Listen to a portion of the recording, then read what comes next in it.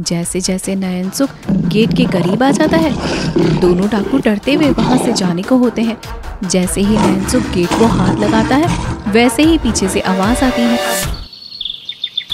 गांव में चोरी बहुत बढ़ गई हैं। मंदिर की रखवाली करने के लिए कोई भरोसे का आदमी चाहिए, ऐसा जमींदार जी बोल रहे थे। इन चोरों का तो कोई उपाय ढूंढना ही पड़ेगा ना। फिर चोर नहीं हैं, वो डकैत हैं, डकैत। अगर रखवाली ही करनी है तो ये काम मैं कर लूंगा। आखिर गांव के किसी काम तो आऊं मैं। नयन सुख की आंख एक भयंकर तूफान में पेड़ की डाल से टकराने से चली गई थी। तब से उसे दिखाई नहीं देता था, लेकिन गांव के कुछ लोग कहते थे कि उसे थोड़ा थोड़ा दिखाई देता है। इसी कारण गांव वाले अक्सर उसके अंधेपन की परीक्षा लेते रहते थे। अरे नयन सुख, तुम्हारे लिए तो क्या दिन क्या रात। तुम रहने दो, जिस दिन तुम पहरेदारी करोगे उस दिन तो और भी डकैतों का मनोबल बढ़ जाएगा। मैं किसी से नहीं डरता। एक बार मेरी आंखें सही हो जाएं, फिर देखना इन डकैतों की खैर नहीं। मैं खुद ही जमींदार जी से अपनी सिफारिश कर लूंगा। सपने बहुत देखते हो नयन सुख, तुम रहने दो और जाओ, नहीं तो अंधेरा हो जाएगा। अरे अरे, तुमको अंधेरे से क्या मतलब है? और दोनों आदमी हंसने लगते हैं। उनके ताने सुन के नयन सुख उदास होकर वहां से चला जाता है। बिना ताना मारे गांव वाले उसे एक भी दिन छोड़ते नहीं थे। तुमको कैसे पता इसको दिखता है? तुम्हारा मतलब ये पूरा अंधा नहीं है, केवल इसकी रोशनी कम हुई है। अभी हकीकत पता चल जाएगी, चलो मेरे साथ। आदमी नयन सुख के रास्ते में लकड़ी का गट्ठा रख देता है। नयन सुख को दिन में धुंधला धुंधला दिखाई देता था, इतना कि वह अंदाजा तो लगा लेता था कि सामने क्या है, लेकिन रात में वो पूरा अंधा हो जाता था। नयन सुख उस गट्ठर से जानबूझकर टकरा जाता है और गिर जाता है, जिसे देखकर दूसरा आदमी पछताने लगता है। गिरा दिया ना उस बेचारे अंधे को। क्या उसको शौक लगा है गिरने का क्या? अब चलो यहाँ से, नहीं उसको पता लग जाएगा और हमारी शिकायत जमींदार से कर देगा। पास वाले गांव में कतई अमीर लोग रहते हैं। वहाँ के लोग अपने पैसे घरों में घुसा के रखते हैं। आज रात को चोरी उसी गांव में की जाएगी, तैयार रहना तुम लोग। रात के तीसरे पहर में, जब नींद सबसे ज्यादा गहरी होती है, गज्जा सिंह और उसके साथी गांव में घुसते हैं। पूरे गांव में सन्नाटा पसरा था। ऐसा लग रहा था पूरे गांव में कोई है ही नहीं। जैसे ही गज्जा सिंह एक घर में घुसने वाला होता है, तब तक नयन सिंह उसके सामने से अचानक से गुजर जाता है। ये क्या बवाल चीज है भाई? बोले तो उल्का पिंड की तरह आ गया बे। हाँ सरदार, एकदम बिल्ली माफिक रास्ता काट दिया। अब कुछ अच्छा होने की उम्मीद बहुत ही कम है। नयन सिंह एकदम सीधे से निकल जाता है, क्योंकि रात को तो वो अंधा ही हो जाता था। नयन सिंह को कुछ आहट तो हो गई थी। उसने कड़े शब्दों में डांटना शुरू किया, जैसे कि उसने सब कुछ देख लिया हो, किंतु उसका मुख डाकुओं के गिरोह से उल्टी दिशा में था। सरदार, ये तो आपसे बिल्कुल डरा ही नहीं, ना सलाम ना दुआ। हाँ हाँ, तू यहाँ अपने ससुराल आया है ना कि तुझे सब सलाम बंदी करेंगे। ये तो अच्छा ही हुआ ना कि उसे कुछ पता ही नहीं चला। मालिक, कुछ लोगों को नींद में चलने की बीमारी होती है। देखो ना कैसे उल्टे मुंह भौकाली मार रहा है। वैसे भी ये तीसरा पहर है, ऐसा समय है जब उल्लू भी खर्राटे लेता है। हाँ मालिक, रात में मैं भी जब मूत्र विसर्जन करने जाता हूँ तो मुझे भी कुछ पता नहीं चलता। अबे तुम सब बकवास बंद करो, चलो निकलो यहाँ से अब। इस बेवकूफ ने आज सारी योजना पर किंतु परंतु कर दिया। सरदार, रिकॉर्ड टूट गया। आज तक आप किसी गांव से खाली हाथ वापस नहीं गए थे। आज जब नयन सुख गांव से गुजर रहा था तो उसने पुष्पा की आवाज सुनी, तो उसने अपनी चाल ऐसी कर ली जैसे उसे सब कुछ साफ साफ दिखाई दे रहा हो, लेकिन कुछ ज्यादा ही बनकर चलने के चक्कर में पास में पड़े पत्थर से वो टकरा जाता है और वो गिर जाता है। आज तुम्हारी चाल देखी, कुछ ज्यादा ही तेज नहीं थी। जब तुम्हें पता है कि तुम्हारी आंखें नहीं है तो तुम्हें कदम फूक फूक कर रखना चाहिए ना, लेकिन तुम कहाँ ये सब कुछ सोचोगे। अभी अगर पैर की जगह सर पे चोट लग जाती तो क्या होता भला? अरे नहीं नहीं जी, मैं तो बस यूं ही गिर पड़ा। ऐसा लगा जैसे किसी ने पीछे से आवाज दी हो।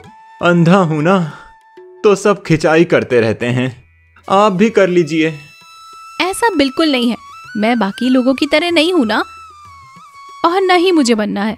सबको तो भगवान ने ही बनाया है, तो अंधा होना कोई पाप नहीं है। आखिर तुम हो तो इंसान ही ना। जी जी हाँ, सही कहा आपने। काफी अच्छी सोच है आपकी। नहीं तो ये गांव टांग खींचने वालों से भरा पड़ा है। गांव के लोग अमीर तो हैं, लेकिन मन से गरीब हैं। पुष्पा वहां से चली जाती है तो नयनसुख सोचने लगता है, इस लड़की के मन में मेरे अंधेपन को लेकर कोई बात होती तो ये मेरी मदद क्यों ही करती। लेकिन इसको क्या पता कि मुझे दिन के समय धुंधला दिख जाता है, इसीलिए कभी कभी तो मुझे अंधेपन का नाटक भी करना पड़ता है। इतनी सुंदर लड़की तो मैंने आज तक नहीं देखी। काश मुझे पूरा दिखाई देता तो आज मैं भी अपने मन की बात कह देता। नहीं नहीं, मुझे इस अंधेपन से छुटकारा पाना होगा। इन दुष्ट गांव वालों को सबक सिखाना ही होगा, जो मेरे अंधेपन की परीक्षा लेते रहते हैं। लेकिन कैसे कैसे दूर होगा यह अंधापन? कौन करेगा? इसके बारे में कालू से चर्चा करनी होगी, क्योंकि कालू ही ऐसा आदमी है जो सभी चीजों की जानकारी रखता है। कुछ दिनों बाद जब नयनसुख कालू से मिलता है तो उससे पूछता है, कालू भाई एक बात पूछूं, पर किसी को पता ना चले, नहीं तो लोग और मजाक उड़ाएंगे। अरे नयनसुख भाई, मैं इसीलिए तो बदनाम हूँ। मैं सबकी बातें जानता हूँ। पूछो, क्या पूछना है? पता होगा तो जरूर बताऊंगा। अगर किसी के आंख की रोशनी कम हो जाए तो वो सही हो जाती है क्या? मतलब अंधापन सही हो जाता है कि नहीं? हाँ हाँ वही। मैंने सुना तो है कि काली पहाड़ी के पीछे कोई तांत्रिक रहता है। वो जानवर की आंख लगा के सही कर देता है। क्या? सच में? अरे हाँ सच में। वो गच्चा सिंह डकैत के किस्से नहीं सुने क्या? उसकी एक आंख बकरे की है। काली पहाड़ी ये कहाँ है? इसका पता तो केवल उस गच्चा सिंह को ही मालूम है। डाकू गच्चा सिंह? ये कहाँ मिलेगा? अरे मरने की इतनी जल्दी है क्या? मौत का पता कौन पूछता है? गच्चा सिंह आदमी को लूट लेता है और जरूरत पड़ने पर जान भी ले लेता है। उसका पूरा एक गिरोह है। यह बोल के कालू वहां से चला जाता है। नयनसुख सोचने लगता है कि इन डाकुओं को केवल पैसे से ही मतलब है। अगर इनको खूब सारे पैसे दे दिए जाएं, तो और किसी चीज से मतलब नहीं रहेगा। यानी कि मुझे पैसे इकट्ठा करने होंगे। लेकिन इतने सारे पैसे कैसे? इतना कठिन क्यों है मेरा जीवन? अगर मेरी आंख सामान्य रहती तो कोई भी काम करके धन इकट्ठा कर लेता। लेकिन अच्छा, वो मंदिर, हाँ मंदिर में रखवाली करने पर काम बन सकता है। बहुत भरोसा दिलाने पर नयनसुख को जमींदार मंदिर की रखवाली पर रख लेता है। वह मंदिर आसपास के राज्यों में सबसे पुराना मंदिर था, जिसको जमींदार के परदादा ने बनवाया था। चोर डाकुओं को ये थोड़ी ना पता है कि नयनसुख अंधा है, और इस नयनसुख की तो आंखें ही नहीं हैं, तो चोरी कैसे करेगा? और इसके रहने से गच्चा सिंह के गिरोह से मंदिर तो सुरक्षित रहेगा। अर्जुन की तरह नयनसुख को केवल आंख ही दिखाई दे रही थी। बाकी सब चीजों को देखना छोड़ दिया था। सोते जागते उठते बैठते केवल आंख सही कराने का उपाय। उसको एक ही धुन थी कि किसी तरह से बस खूब सारे धन इकट्ठा हो जाए, जिसको गच्चा सिंह को देकर बदले में अपनी आंख तांत्रिक से सही करवाई जा सके और पुष्पा के करीब आया जा सके। अरे भाई, गर्मियों में चोरियां कुछ ज्यादा ही बढ़ गई हैं इस गांव में। लगता है गच्चा सिंह आजकल इधर ही डेरा जमाया हुआ है। लेकिन गच्चा सिंह को यह नहीं पता कि इस मंदिर की सुरक्षा की जिम्मेदारी मेरे हाथों में है।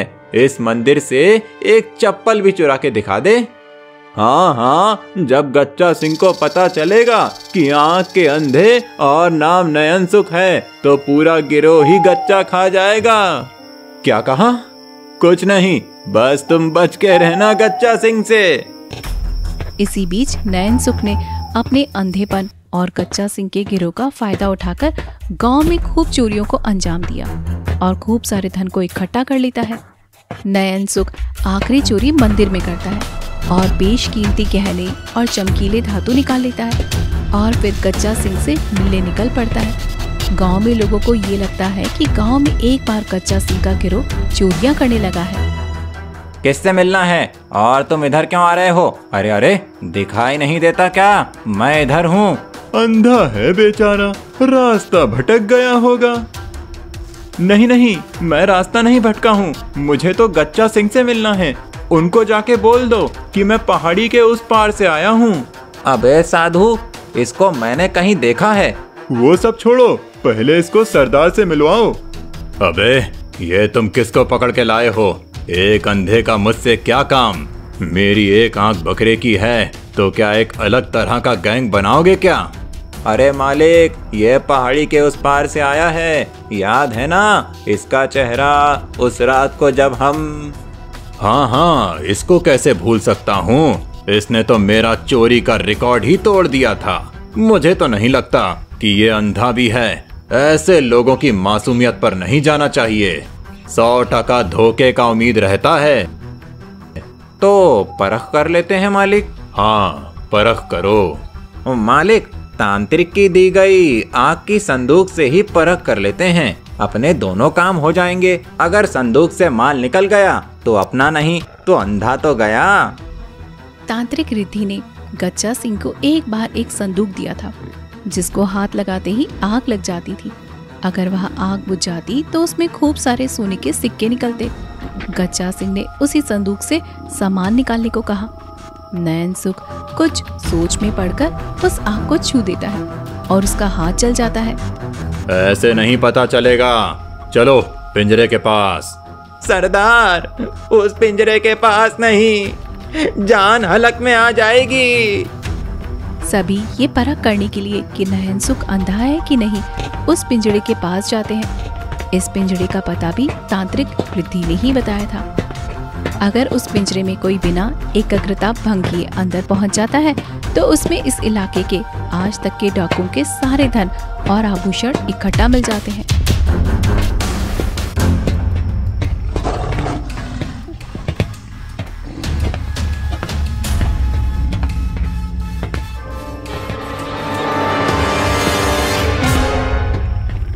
अगर एकाग्रता भंग हो जाती है तो पिंजरे में वह एक शेर था जो आदमखोर और बहुत भूखा होने के कारण अंदर जाने वालों को अपना शिकार बना लेता था।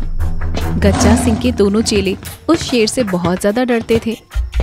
ओ लड़के, वो सामने एक गेट है, उसको खोल के पानी पीने का एक घड़ा है, लेकर आओ, बहुत प्यास लगी है। ठीक हाथ के सामने है। दोनों डाकू डरते डरते गच्चा सिंह से भुनभुनाते हैं कि मालिक, शेर अगर इस अंधे को मारने के लिए बाहर आ गया तो हमारी जान ले लेगा। इस बात को नयन सुख सुन लेता है। गच्चा सिंह के फिर दोबारा बोलने पर नयन सुख गेट के पास जाने लगता है। जैसे जैसे नयन सुख गेट के करीब आ जाता है, दोनों डाकू डरते हुए वहां से जाने को होते हैं। जैसे ही नयन सुख गेट को हाथ लगाता है, वैसे ही पीछे से आवाज आती है। ओ लड़के, रुक जाओ और बताओ कि क्या काम है तुमको गच्चा सिंह से, जो तुम बिना डरे मेरे पास आ गए। सरदार, मेरी आंख नहीं है, मुझे ये भी पता चल गया है कि आप ही हैं जो मेरे अंधेपन के इलाज का रास्ता बता सकते हैं। तुम्हें ये सब किसने बताया? सरदार बहुत फेमस हैं अपनी आंख सही कराने के लिए। चुप करो तुम, नहीं शेर का पिंजरा ज्यादा दूर नहीं है। सरदार, मुझे ये भी पता चला है कि काली पहाड़ी के पीछे कोई तांत्रिक रहते हैं जो आपकी एक आंख बकरे की लगा के सही कर दिए थे। जब इतना पता है तो ये भी पता होगा कि इस काम के बदले में क्या चाहिए। हाँ सरदार, मुझे पता है और इसके लिए मैंने खूब सारा धन और मंदिर के आभूषण जमा किए हैं। उस मंदिर के आभूषण? हाँ महाराज, उसी मंदिर के आभूषण। तुम्हें अचानक इस उम्र में अपना अंधापन क्यों परेशान करने लगा? कोई विशेष कारण है क्या? सरदार, मुझे दुनिया देखनी है। धुंधली दुनिया अब अच्छी नहीं लगती। जो अच्छा लगता है उसे मैं देख भी नहीं सकता, तो इस जीवन का क्या मतलब है? ये कैसी बात कह दी? इन दोनों को देखो, दोनों आंखें एकदम कांच की तरह हैं, लेकिन काम लूटपाट का ही कर रहे हैं। चलो, जैसा ठीक लगे तुम्हें, अमावस्या की रात को तीसरे पहर में सारा पैसा और आभूषण लाना, और मैं तुम्हें काली पहाड़ी के उस पार तांत्रिक रिद्धि के पास ले चलूंगा। तय दिन को ठीक तीसरा पहर शुरू होते ही सरदार नयनसुख को काली पहाड़ी के पीछे तांत्रिक रिद्धि के पास पहुंचाता है। रास्ते में गच्चा सिंह नयनसुख को तांत्रिक के बारे में भी बताता है। तांत्रिक जुड़वा भाई हैं, रिद्धि और सिद्धि। सिद्धि हमेशा से ही कुशल व्यवहार और अनुशासन प्रिय थे, तो उन्होंने वेद पुराण का मार्ग चुना, और ये रिद्धि व्यवहार में कुटिल और चंचल थे। इनका मन हमेशा टोना टोटका और झाड़ फूंक में लगता था, तो इन्होंने काली पहाड़ी में अपना स्थान बनाया, जहां भूत पिचाशों का डेरा है। सभी रिद्धि तांत्रिक के पास पहुंचते हैं और गच्चा सिंह तांत्रिक को सारी बात बताता है। देखो गच्चा, मेरे पास अंधेपन को सही करने का रास्ता है। वो मैं शर्तीय तौर पर नहीं कह सकता कि किस जानवर की आंख फिट होगी, लेकिन मेरे पास धुंधलेपन का इलाज नहीं है। धुंधलापन? इसके लिए तुम्हें सिद्धि के पास जाना होगा। उसी के पास इसका उपाय होगा, क्योंकि वर्तमान में मेरी शक्तियां छिन गई हैं। महाराज, वो रहते कहाँ हैं? इसके लिए तुम्हें मुझे धन देना होगा, कुछ कीमती चीजें, तभी मैं पता बताऊंगा। ये तो मंदिर का आभूषण लगता है, इसने ये मुझे क्यों नहीं दिया? हीरा पाने के तुरंत बाद तांत्रिक खुश होकर बोलता है। सिद्धि सफेद पहाड़ी के पास रहता है। उसके पास गया व्यक्ति कभी खाली हाथ नहीं आता, क्योंकि उसके भाव अच्छे हैं, और जिसके भाव अच्छे होते हैं वो अपनी कला में माहिर होता है। गच्चा, इस बालक को नुकसान पहुंचाने की कोशिश भूल से भी ना करना। इसने मुझे बहुत कीमती चीज दी है, नहीं तो बकरे की आंख लगा सकता हूँ तो निकाल भी सकता हूँ। तांत्रिक गच्चा के स्वभाव के बारे में जानता था, इसलिए नयनसुख को बचाने के लिए बोला। गच्चा सिंह रिद्धि के रौद्र रूप को देखकर वहां से चले जाने में ही अपनी भलाई समझता है। गच्चा सोचता है कि इस अंधे के चक्कर में कहीं मैं कान्हा ना हो जाऊं। अरे मूर्खों, मैंने कहा था ना ये अंधा नहीं है। मुझे तो उसी दिन गांव में लग गया था कि ये अंधा नहीं है, क्योंकि अंधा आदमी इतनी नपी तुली चाल नहीं चल सकता है। और इसको मेरे खजाने का पता कैसे चला? कहीं तुम लोगों ने तो नहीं मुझे धोखा दिया है? नहीं नहीं मालिक, हमने आपकी रोटी खाई है। मालिक, मुझे तो उसी दिन लगा था कि जिस दिन ये शेर के पिंजरे में बिना डरे जा रहा था, क्योंकि शेर किसी भी विकलांग आदमी को नहीं खाता है। यानी कि ये पूरी तरह से अंधा नहीं है। तभी तांत्रिक ने मना कर दिया। तुम लोगों की बेवकूफी के कारण मेरा खजाना चला गया। चलो यहाँ से। इधर नयनसुख तांत्रिक रिद्धि के बताए हुए जगह पर पहुंच गया, जहां उसे एक तांत्रिक मिला। कहो पुत्र, किस लिए आए हो यहाँ? विगत 10 वर्षों में यहाँ कोई नहीं आया। तुम किसी विशेष कारण या किसी विशेष दुख के समाधान के लिए आए हो? बोलो। महाराज, एक बार भयंकर तूफान में पेड़ टकराने से मेरी आंख की रोशनी कम हो गई और मुझे धुंधला दिखाई देने लगा, जिस पर गांव वालों ने मुझे अंधा घोषित कर दिया। मुझे हमेशा सताते और हीन भावना से देखते थे, तो मैंने भी अंधा बनना चुन लिया और अंधेपन का नाटक करता रहा। मैं करता भी क्या, वो गांव मेरे किस काम का, जो मेरी बेचारगी पर तरस खाकर मुझे काम दिया। मुझे उस गांव में बस एक इंसान के लिए वापस जाना है और उसी के लिए अपनी आंखें सही करानी हैं। इसके लिए चाहे जो करना पड़े वो मैं करूंगा। पुत्र, तुम्हारी भावनाओं की मैं कद्र करता हूँ, लेकिन अगर तुम भी उन्हीं की तरह हो जाओगे तो तुम में और उनमें क्या फर्क रह जाएगा? तुमने गलत रास्ते का चुनाव किया है। शारीरिक विकलांगता जीवन में कभी बाधा नहीं होती, बल्कि यह एहसास दिलाती है कि आप दिव्यांग जन हो। प्रकृति की नजर में तुम पुण्य हो, अंधे नहीं। नयनसुख को ऐसे वार्तालाप का एहसास नहीं था, क्योंकि उसका पाला हमेशा गलत लोगों से ही पड़ा था। इसके बाद तांत्रिक सिद्धि ने मंत्रों उच्चारण करके उसके धुंधली आंख के प्रकाश को वापस ला दिया। महाराज, मैं आपको देख सकता हूँ। हाँ हाँ, अरे वाह वाह, मुझे सब साफ साफ दिखाई दे रहा है। क्या मैं अब अपने गांव जा सकता हूँ? जाओ पुत्र, जाओ। नयनसुख खुशी खुशी अपने गांव चला जाता है और मन खुश होकर सोचता है कि अब मुझे कोई ताना नहीं मारेगा। पहले तो मुझे धुंधला दिखाई देता था और अब सब कुछ साफ साफ दिखाई दे रहा है। पहले अंधेपन का नाटक करना पड़ता था, अब यह सब कुछ नहीं करना पड़ेगा। अरे, नयनसुख अब अंधा नहीं रहा, उसको सब सही सही और साफ दिखाई दे रहा है। ओह, तो इसीलिए वो अंधेपन के इलाज का उपाय पूछ रहा था। लगता है कि वो तांत्रिक के यहाँ से अपना अंधापन सही करा के आया है। गांव के लोग इकट्ठा हो जाते हैं और बहुत नाराज होते हैं। तुम ये गांव को छोड़कर चले जाओ, तुमने इस गांव के साथ धोखा किया है। मैंने तुम पर विश्वास करके मंदिर की रखवाली करने का काम दिया और तुमने गच्चा सिंह के साथ मिलके पूरा गांव लुटवा दिया।